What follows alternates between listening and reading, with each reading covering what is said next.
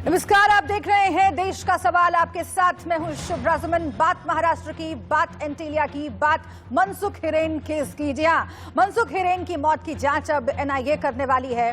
Thane court के आदेश के बाद अब इस जांच को एटीएस ने एनआईए को सौंप दिया है। एनआईए ने पिछले दिनों कोर्ट का रुख करते हुए ये कहा था कि गृह मंत्रालय के आदेश के बावजूद महाराष्ट्र एटीएस मामले की जांच एनआईए को नहीं सौंप रही है।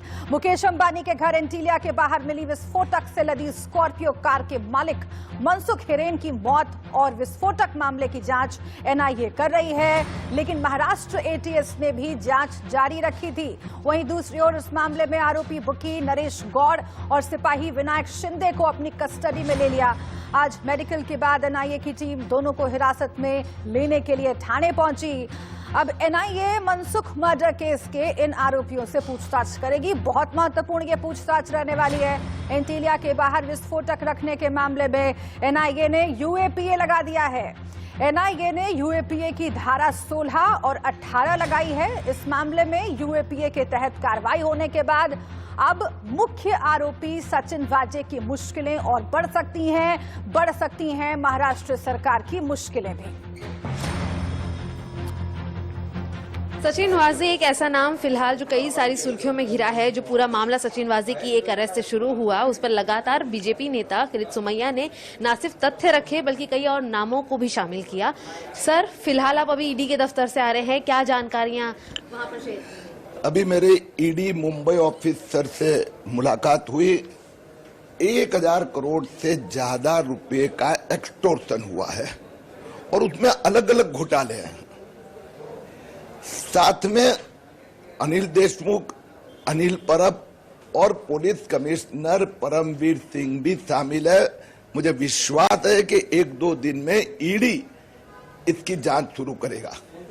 अभी सचिन वाजे पर यूएपीए भी लगा दिया गया है, जिससे कि अब उनकी जो कहीं ना कहीं जमानत की याचिका थी वो भी खारिज हो चुकी है। इस पर आपका क्या कहना है? क्योंकि शुरुआत से ही लगातार ना सिर्फ आप मनसुख के परिवार से भी मिल रहे थे बल्कि एक के बाद एक नए नाम और तथ्य को आपने सामने रखा। उद्धव ठाकरे जी सचिन वाजे को अपने कब्जे में लेकर अपनी सरकार को बचाने का प्रयत्न कर रहे थे, लेकिन जिस प्रकार से उनकी पुलिस गृह मंत्री ने जो भ्रष्टाचार किया है उसको अभी कोई बचा नहीं सकता। ठाकरे सरकार कैसे भी करके सचिन वाजे को अपने कब्जे में रखना चाहती थी ताकि इंडिपेंडेंट इन्वेस्टिगेशन न हो। कोर्ट में भी क्लैरिटी है, अब सचिन वाजे गैंग के सभी लाभार्थी ठाकरे सरकार में जो है वो सबकी जांच होगी। इसके अलावा सर, कांग्रेस की भी कल बड़े नेताओं की मीटिंग हुई थी, लेकिन किसी भी तरीके का ऑफिशियल स्टेटमेंट बाहर नहीं आया और कांग्रेस इतने दिनों से काफी खामोश थी इस पूरे मामले पर। अचानक से मीटिंग करना, लेकिन इस मुद्दे पर बात ना करना, क्या कहते हैं आप? ये सब हफ्ता वसूली वाली सरकार है। कांग्रेस अपने खाते के पैसे वसूल करती है, एनसीपी शिवसेना तो कोई भी ये 2 नंबर की इनकम बंद नहीं करना चाहते। अभी हाल ही में जस्ट महाविकास आघाड़ी के कई बड़े नेताओं के साथ साथ अनिल देशमुख ने भी वीडियो कॉन्फ्रेंसिंग के जरिए सीएम उद्धव ठाकरे से बातचीत की है। हालांकि मुद्दा यहां पर कोरोना को बताया गया है, आपका क्या कहना है इस पर? ये सब नाटक है। ठाकरे सरकार पुनः एक बार अटेंशन डाइवर्ट करना चाहती है, नहीं तो कोरोना कहां से कहां पहुंच गया। लेकिन ये सब पैसे वसूली में व्यस्त थे। अब पता चलेगा, एक के बाद एक इन्वेस्टिगेशन होगा, सब बाहर आएगा, क्योंकि आखिर में फ्लो ऑफ फंड कहां से कहां जाता था, मंत्रालय में कौन से माले तक पहुंचता था, बांद्रा में कितना जाता था, सब बाहर आएगा। साथ ही साथ परमवीर सिंह ने जहां सुप्रीम कोर्ट का दरवाजा खटखटाया है, वहीं संजय राउत का कहना है कि सुप्रीम कोर्ट के भी जो निर्णय आते हैं उस पर भी उन्होंने एक सवाल का चिन्ह खड़ा किया है। तो इस पर क्या कहते हैं कि एक ऐसी इतनी बड़ी प्रशासन की इस पर सवाल उठ रहा है? संजय राउत का काम एक ही है, अटेंशन डाइवर्ट करना, लेकिन हमारा लक्ष्य एक ही है, वादे वसूली गैंग के 1000 करोड़ रुपए के लाभार्थियों को जेल में भेजना। कैमरा पर्सन विष्णु निर्मले के साथ शिवानी मिश्रा, इंडिया न्यूज मुंबई। तो बीजेपी नेताओं के ताबड़तोड़ हमले लगातार जारी हैं। इस बीच महाराष्ट्र में वसूली कांड के बाद अब दलाली कांड सामने आने के बाद सियासी बवंडर और तेज हो गया है। बीजेपी महाराष्ट्र की अघाड़ी सरकार पर हमलावर है और इसी मसले को लेकर आज महाराष्ट्र के पूर्व सीएम देवेंद्र फडणवीस ने राज्यपाल कोश्यारी से मुलाकात की और मामले में हस्तक्षेप करने की मांग की। साथ ही इस मामले में उद्धव ठाकरे की चुप्पी को लेकर भी सवाल खड़े किए, क्योंकि परमबीर की चिट्ठी के बाद भी उद्धव ठाकरे चुप थे और अब ट्रांसफर पोस्टिंग का दलाली कांड सामने आने के बाद भी उद्धव ठाकरे ने एक शब्द नहीं बोला है। इस बीच शिवसेना भी बीजेपी पर पलटवार कर रही है। शिवसेना सांसद संजय राउत कह रहे हैं कि लेटर बम फुस हो गया। संजय राउत का कहना है कि कागज लेकर घूमते रहिए, कोई सरकार का बाल भी बांका नहीं कर सकता। तो संजय राउत ये कह रहे हैं। इस बीच महाराष्ट्र में सियासी बवाल मचा हुआ है। पूर्व इंटेलिजेंस कमिश्नर रश्मि शुक्ला की चिट्ठी पर भी बीजेपी और शिवसेना आमने सामने है। लेटर को लेकर एक दूसरे पर निशाना साध रहे हैं। आप सुनिए। वैभव कृष्ण ने जो लेटर बॉम्ब उस वक्त योगी जी को लिखा था, उसमें तो पूरा रेड कार्ड दिया था उत्तर प्रदेश का। क्या उसके बाद गृह सचिव ने वहां हस्तक्षेप किया केंद्र के, या सीबीआई की इंक्वायरी लगाई, या वहां के लीडर ऑफ अपोजिशन दिल्ली में आए थे, जो भी हो, या वहां की सरकार ने उसके ऊपर कुछ कार्रवाई की थी? तो ऐसे लेटर का क्या होता है क्या नहीं होता है, ये हमारे लीडर ऑफ अपोजिशन को पूरा पता होना चाहिए। और मैं ऐसे 10 लेटर दे सकता हूं जहां बीजेपी की सरकार है और वहां के बड़े अधिकारी ने इस प्रकार से लेटर मुख्यमंत्री को लिखे है, तो ये लेटर बॉम्ब जो है वो ओम फुस हो गया। ये जो रिपोर्ट केंद्रीय गृह सचिव जी को दी गई है, ये छोटा फटाका है या बड़ा बम है, ये तो जल्दी ही सामने आएगा। लेकिन जो कहते हैं कि ये छोटा सा फटाका है, मैं उनको पूछना चाहता हूं, अगर ये बहुत छोटी बात थी तो 25 अगस्त 2020 से आपने इसको छुपा कर क्यों रखा? तो इस पूरे मामले पर चर्चा करेंगे, लेकिन इस बीच एक बड़ी खबर का जल्दी से रुख कर लेते हैं। एंटीलिया केस में एक्शन में एनआईए। जी हां, एनआईए ने डीसीपी पराग मनेरे को पूछताछ के लिए बुलाया है। मुंबई पुलिस में डीसीपी हैं पराग मनेरे। परमबीर सिंह के करीबी माने जाते हैं मनेरे। इस वक्त की अहम खबर आपको बता रहे हैं। लगातार एनआईए एक्शन में है इस पूरे मामले में। और आइए अब जल्दी से आपको बता देते हैं कि कौन कौन से खास मेहमान हमारे साथ जुड़े हुए हैं, क्योंकि महाराष्ट्र की सियासत में घमासान मचा हुआ है। हर रोज नए खुलासे हो रहे हैं और इन खुलासों के इर्द गिर्द महाराष्ट्र की सियासत में जो बवंडर है उसे समझना बहुत जरूरी है। हमारे साथ विश्वास पाठक जुड़ गए हैं, बीजेपी के प्रवक्ता, आपका बहुत स्वागत है। हमारे साथ सुरेश नाखुआ जुड़े हुए हैं, राजनीतिक विश्लेषक। इसके साथ ही संजय द्विवेदी शिवसेना नेता हमारे साथ रहेंगे। विद्या चौहान एनसीपी प्रवक्ता हमारे साथ हैं। शमशेर खान पठान पूर्व एसीपी मुंबई पुलिस, वो भी हमारे साथ जुड़ गए हैं। शुरुआत में विद्या चौहान जी आपके साथ करना चाहती हूँ, क्योंकि बहुत महत्वपूर्ण है जो कुछ भी हो रहा है महाराष्ट्र सरकार में। पूरे देश की निगाहें हैं, न सिर्फ आपको विपक्ष के हमले झेलने पड़ रहे हैं, बल्कि सरकार में अंदर खाने जो हो रहा है उस पर भी मैं आऊंगी। लेकिन कहा जाता है ना कि जिससे डरते थे वही बात हो गई। एनआईए जांच से, सीबीआई जांच से परहेज पहले भी रहा है महाराष्ट्र सरकार को कई मामले में। इस बार भी ऐसा लग रहा था कि लेकिन अब कोर्ट ने कह दिया कि नहीं, एनआईए जांच होगी मनसुख केस की। कितना बड़ा झटका।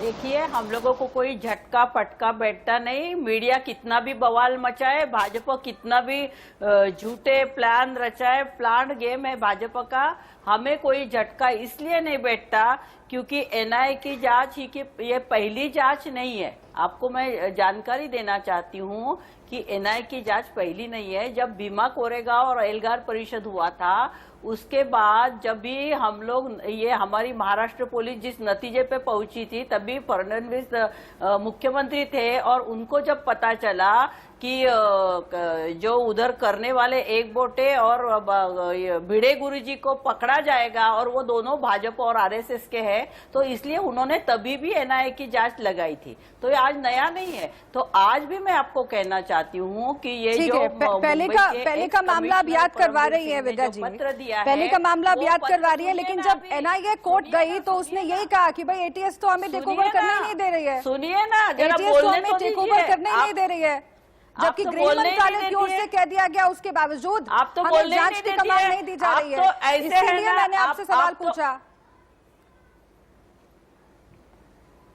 अभी आप बोलने ही नहीं देंगे तो कैसा बोलेंगे हम लोग? आप बोलिए बीच ना, में ही विद्या बोलते जी बोलने रहेंगे। के लिए बुलाया, बोलिए ना।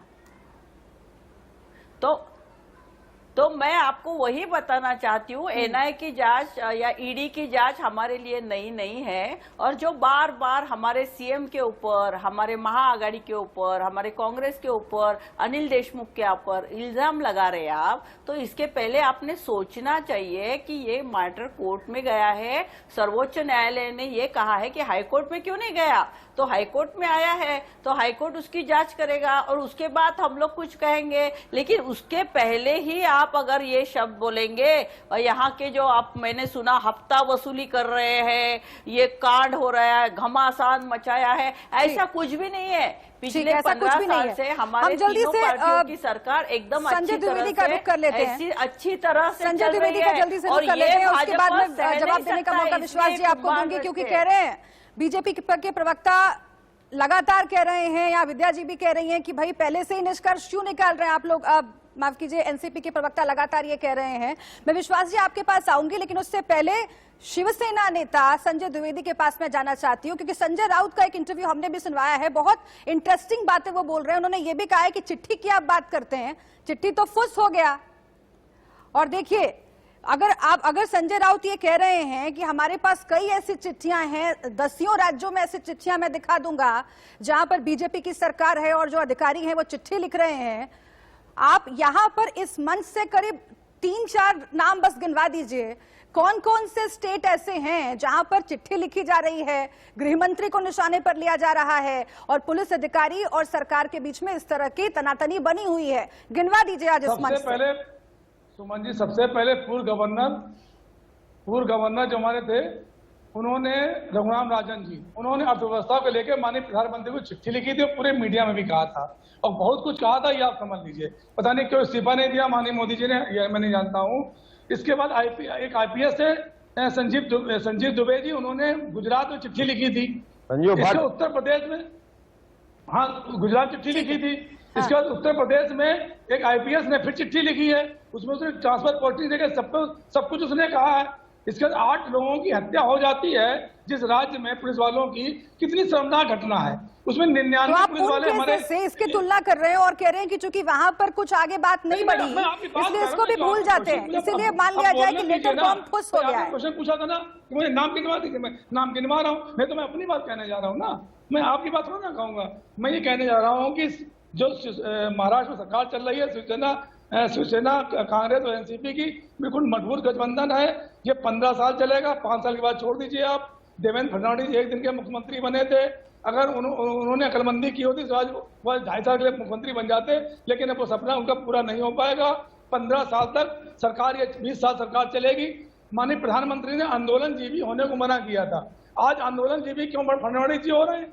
आज क्यों धरना प्रदर्शन कर रहे हैं? धरना प्रदर्शन करने किसने इनसे कहा था? जो धरना प्रदर्शन कर रहे हैं इसके अंदर माननीय प्रधानमंत्री जी की बात गलत है। जब माननीय प्रधानमंत्री की बात गलत है पे चले गए सर। इतने सारे सवाल महाराष्ट्र सरकार के इर्द गिर्द खड़े हो रहे हैं, गृह मंत्री तक निशाने पर लिए जा रहे हैं पूर्व पुलिस कमिश्नर की तरफ से, और आप दूसरे मामलों का जिक्र करने लग रहे हैं, आंदोलन जीवी की बात करने लग रहे हैं। उस पर अलग से बात कर लेंगे ना, लेकिन अभी ये बताइए कि जो ये मामला सामने आ गया है और जिस तरीके से मुंबई पुलिस कटघरे में है, जिस तरह से दाग लग रहे हैं मुंबई पुलिस के दामन पर, कौन जिम्मेदार है? क्या सियासी पार्टियां? क्योंकि देवेंद्र फडणवीस कह रहे थे प्रेस कॉन्फ्रेंस में कि जब आप लोग उनके साथ थे उस वक्त भी दबाव बनाया जा रहा था कि वाजे को वापस ले आइए, तमाम इतिहास को दरकिनार करते हुए, खराब रिकॉर्ड को दरकिनार करते हुए। नहीं लगाया था सुशांत सिंह राजपूत के वाले मृतक में इन्होंने दाग नहीं लगाया था। बिहार में जाकर उन्होंने एफआईआर दर्ज की थी, सुप्रीम कोर्ट में उन्होंने जांच की। ठीक है सर, दिक्कत यह है ना कि आप सवाल नहीं सुन रहे, आप लगातार बोल रहे हैं। ठीक है, मैं वापस आती हूँ आपके पास, लेकिन विश्वास पाठक जुड़ गए हैं, बीजेपी प्रवक्ता। विश्वास पाठक जी, आपने दोनों की बात सुनी, संजय द्विवेदी की बात भी सुनी, उससे पहले विद्या चौहान हमारे साथ जुड़ी हुई एनसीपी की ओर से, उनकी भी बात सुनी। अब जवाब दीजिए आप, क्योंकि आप कहा यह जा रहा है कि विपक्ष है यहाँ महाराष्ट्र में, लेकिन आप जानबूझकर इस मामले को तूल दे रहे हैं, पहले से ही उगाही जैसे शब्द इस्तेमाल कर रहे हैं, पहले से ही निष्कर्ष निकाल ले रहे हैं ताकि इस मामले का सियासी लाभ आपको मिल जाए। विश्वास पाठक जी। नहीं, एक चीज और पूछ लीजिए, पुलवामा में 200 आ रही हूँ सर, आ रही हूँ, एक सेकंड, आ रही हूँ, पुलवामा पर मत जाइए, अभी आ रही हूँ मैं। विश्वास जी को बोल लेने दीजिए, फिर आ रही हूँ आपके पास। अभी आप किसान आंदोलन जीवी पे चले गए थे, अब पुलवामा पे जा रहे हैं। विश्वास पाठक जी। जी, जाना पड़ेगा ना। ठीक है, जाइएगा, एक सेकंड। विश्वास पाठक जी।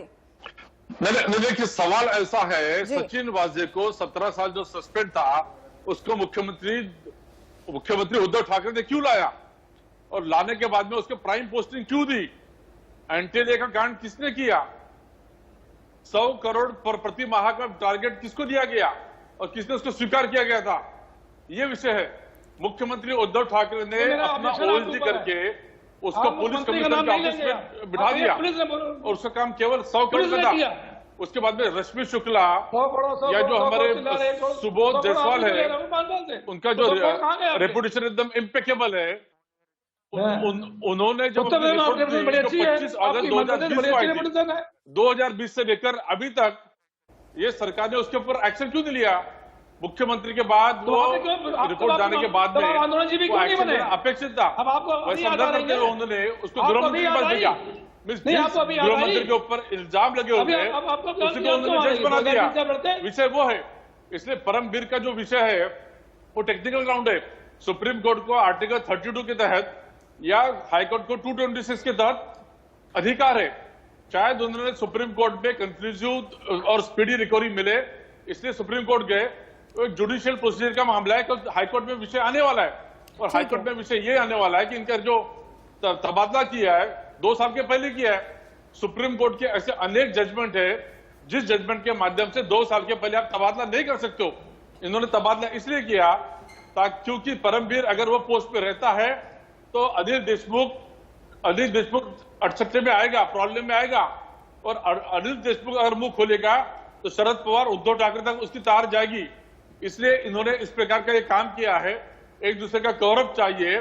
मुझे बताइए, अनिल देशमुख को डिफेंड करने के लिए Sharad Pawar out of the way इतना क्यों जा रहे हैं? चलिए, उद्धव ठाकरे क्यों? ठीक है, बहुत गंभीर सवाल आप खड़े कर रहे हैं, आरोप लगा रहे हैं। विद्या चौहान जी के पास मैं जाऊंगी, उनको जवाब देना चाहिए, लेकिन इस बीच शमशेर खान पठान भी जुड़े हुए हैं हमारे साथ, हम उनका रुख कर लेते हैं। और पुलिस का पक्ष जो है वो समझना भी बहुत जरूरी है, क्योंकि लगातार महाराष्ट्र पुलिस की जो भूमिका है उस पर तो सवाल खड़े हो ही रहे हैं।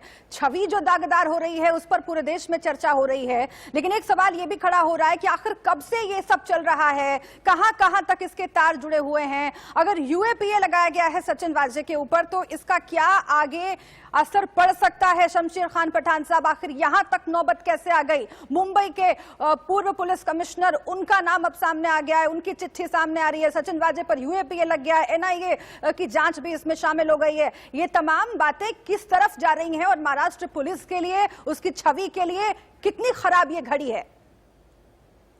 नहीं, सबसे पहले मैं विद्याताई का धन्यवाद मानता हूं, उनकी पार्टी का धन्यवाद करता हूं। उसके बाद में द्विवेदी साहब का धन्यवाद करता हूं, कांग्रेस के प्रवक्ता है उनका धन्यवाद करता हूं कि मुंबई पुलिस को आज उन्होंने वॉचमैन बना दिया। आज लाके सुशांत सुसाइड केस में हमारे लोग सीबीआई के बाहर बंदोबस्त कर रहे थे। एनसीबी ने जब छापे मारने करना शुरू किए, मुंबई पुलिस वॉचमैन की तरह काम कर रहे थे।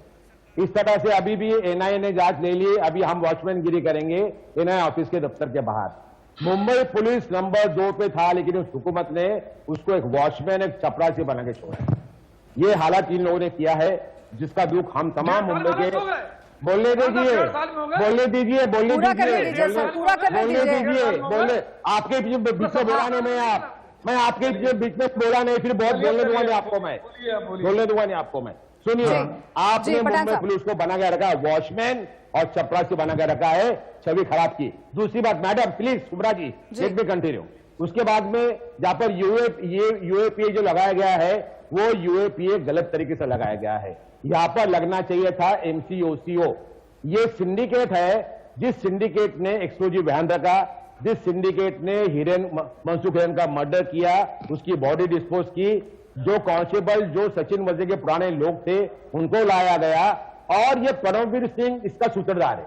परमवीर सिंह ने अपने साथ में अपने जितने भी कॉन्फ्रेंस के लोग थे उनको मुंबई पुलिस आगे बिठाया। इल्जाम के तौर पे जो आप पाटिल, एसीबी पाटिल की बात कर रहे हैं, संजय पाटिल परमवीर सिंह के साथ में थाना पुलिस कमिश्नरेट में 4 साल काम किए। उसके बाद में वो जब पूना गए, पूना में रश्मि शुक्ला के स्टॉक में एसएस ब्रांच का काम किया जो पैसा वसूली करती है। उसके बाद में जब प्रमोशन आया तो इसी परमवीर सिंह ने उसको एंटी करप्शन का चीफ बनाया पूना में, जहां पर पैसे की वसूली बड़े पैमाने पे भी। और जैसे परमवीर सिंह मुंबई कमिश्नर बने, ये जो पूरा वसूली गैंग काम कर रहा था, वसूली गैंग के साथ साथ जो ट्रांसफर पोस्टिंग को लेकर गड़बड़ी सामने आई है उस पर भी बात करेंगे। और सबसे अहम सवाल ये भी कि जो रैकेट चल रहा है उस पर तो कार्रवाई नहीं हो रही है, लेकिन जो रैकेट का खुलासा कर रहा है, जो विसल ब्लोअर है, उस पर कार्रवाई आखिर क्यों हो जाती है? क्या ये डराने की कोशिश है? और सबसे बड़ा सवाल ये कि आखिर मुख्यमंत्री उद्धव ठाकरे अभी तक चुप क्यों हैं? ये सवाल भी हम शामिल करेंगे। सुरेश नाखवा हमारे साथ जुड़ेंगे, राजनीतिक विश्लेषक। ये पूरा पैनल, एक बार स्वागत है आपका। महाराष्ट्र की सियासत में कितने राज हैं, यही समझने की हम कोशिश कर रहे हैं।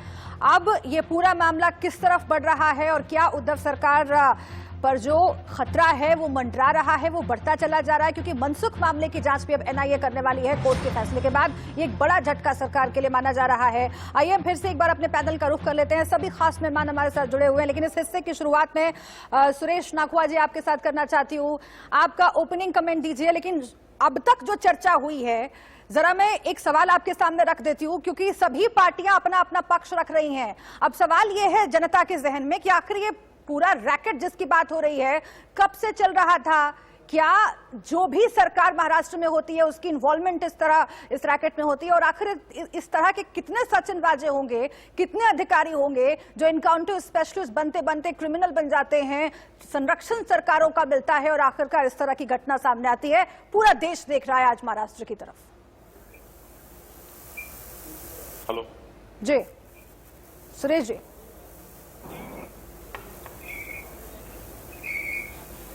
ऑडियो देना, सुरेश जी का ऑडियो करेक्ट करवाइए। मैं इस बीच अपने दूसरे मेहमान की तरफ बढ़ती हूँ। विद्या चौहान जी, आपसे शुरुआत करते हैं, क्योंकि सुरेश जी के पास मैं आपके पास जाऊंगी।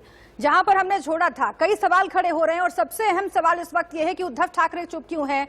अनिल देशमुख पर कार्रवाई करने से क्यों कतरा रहे? क्यों शरद पवार खुद उनके बचाव में आ गए हैं? क्या अनिल देशमुख पर कार्रवाई करने का मतलब यह है कि और भी राज खुलकर सामने आ जाएंगे, महाराष्ट्र सरकार की फजीयत और ज्यादा होगी? जी देखिए, ये कार्रवाई अनिल देशमुख जी के ऊपर नहीं होती है, ना ही सीएम चुप बैठे। देखिए, मैं आपको बताना चाहती हूँ कि जो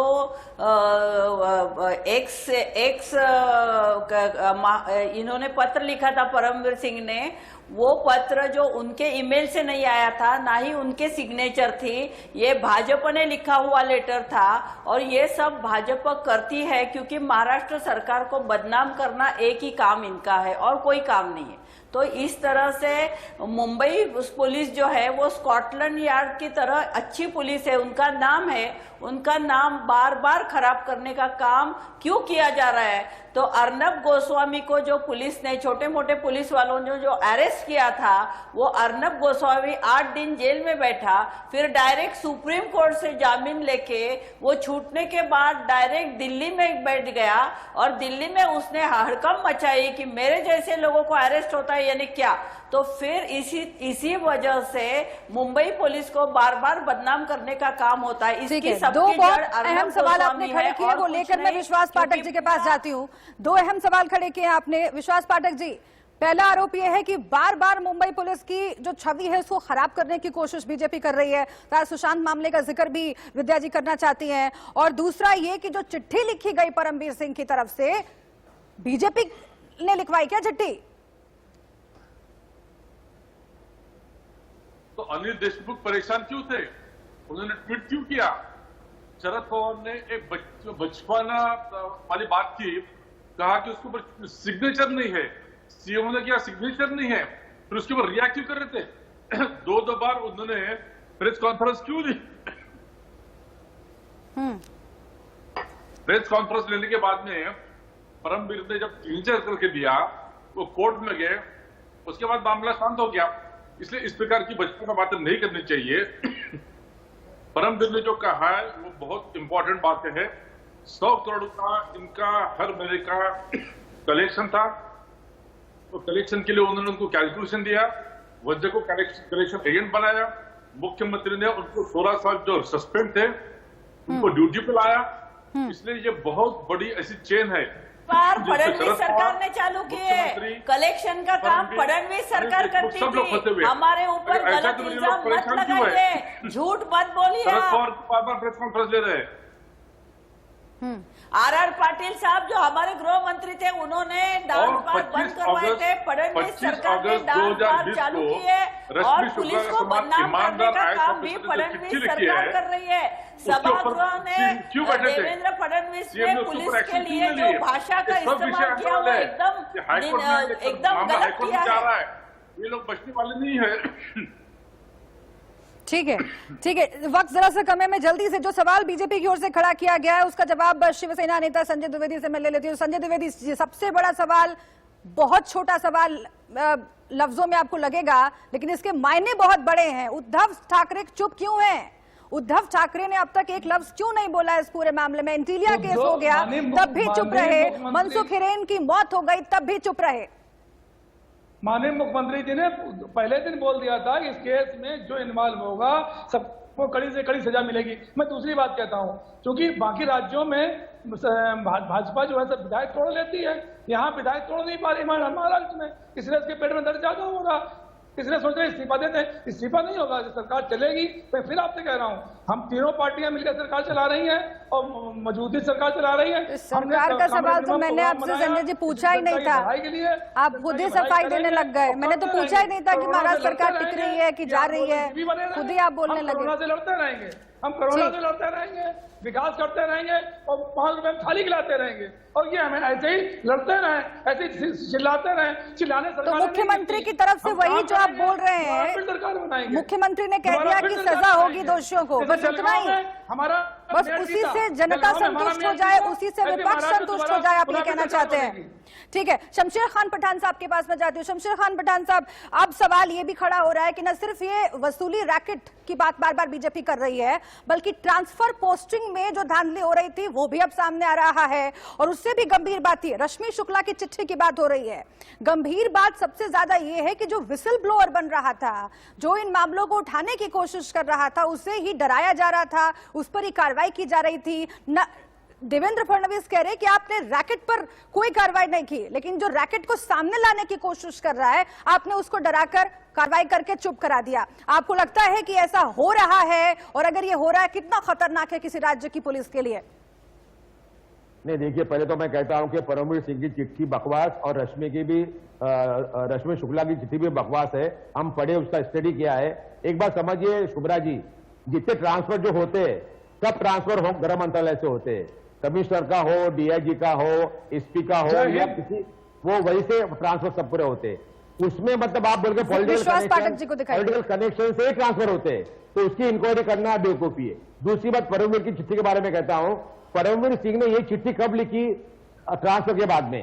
परमवीर सिंह ने व्हाट्सएप चैट कब शुरू किया? उसने सचिन वजह को अरेस्ट करने के बाद। बस छोटा सा कमेंट, वक्त मेरे पास बहुत कम बचा है। विश्वास पाठक जी से छोटा सा कमेंट लेना चाहती हूँ मैं। विश्वास पाठक जी पूर्व एसीपी हैं शमशेर खान साहब, पूर्व एसीपी हैं शमशेर खान साहब, वो कह रहे हैं कि चिट्ठी बकवास है, परमवीर सिंह की चिट्ठी बकवास है, रश्मि शुक्ला की चिट्ठी बकवास है। जल्दी से।